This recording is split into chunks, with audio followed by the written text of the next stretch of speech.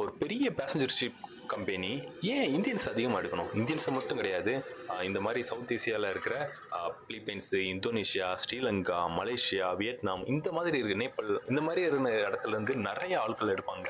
ஒரு 1000 பேர் வேலை பார்க்குற கப்பலில் 600 700 பேர் பார்த்தீங்கன்னா ஏஷியா தான் இருப்பாங்க. இதே கரிபியன் சைடு பார்த்தீங்கன்னா கரிபியன் சைடு கொஞ்சம் பேர் எடுப்பாங்க. அதுக்கப்புறம் செர்பியா, உக்ரைன், ரஷ்யா இந்த மாதிரியெல்லாம் கூட ஆள்கள் எடுப்பாங்க. முக்கியமாக அந்த கப்பல் எங்கே செயில் ஆகுது அதை பொறுத்து தான் அவங்க ஆள்கள் எடுப்பாங்க. எல்லா கப்பல்லையும் பார்த்தீங்கன்னா ஏஷியன்ஸை பற்றி பார்த்தீங்கன்னா மெஜாரிட்டியாக தான் இருப்பாங்க. அதுக்கு என்ன காரணம் அப்படிங்கிறதையும் இந்த வீடியோவில் பார்க்கலாம். அமெரிக்காவை சேர்ந்த கப்பலில் கூட அதிகமான அமெரிக்கன்ஸ் வேலை பார்க்குறத பார்க்க முடியாது. ஒரு யூகேவாக இருக்கட்டும், யூரோப்பாக இருக்கட்டும், ஜெர்மனாக இருக்கட்டும், இந்த மாதிரி அந்த கம்பெனி எந்த நாடை சேர்ந்தாலும் அந்த நாட்டுக்காரங்களை அந்த அளவுக்கு பார்க்க முடியாது.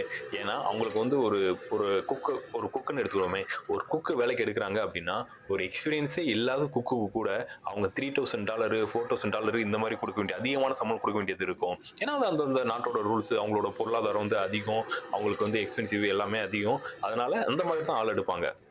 அவங்களுக்கு ஒரு பேசிக்கான ஒரு ஆள் எடுத்தா கூட அதிகமான சேலரி கொடுக்க வேண்டியதா இருக்கும். அதையே இந்தியா மாதிரியான ஒரு நாடுகளில் ஒரு ஒரு குக் எடுக்காங்கன்னு வச்சுக்கோங்க, அவங்க வெல் எக்ஸ்பீரியன்ஸாக இருப்பாங்க, நிறைய நாலேஜ் இருக்கும். அதுபோக அவங்களுக்கு இப்போ இந்த மாதிரி வெளிநாட்டுலாம் கூட வேலை பார்த்துருப்பாங்க. அப்படியெல்லாம் இருந்தால் கூட அவங்களுக்கு வந்து வந்து பார்த்தீங்கன்னா ஒரு $1500 $2000 கொடுத்தாலே போதும், வேலைக்கு வர்றதுக்கு நிறைய பேர் ரெடியாக இருக்காங்க.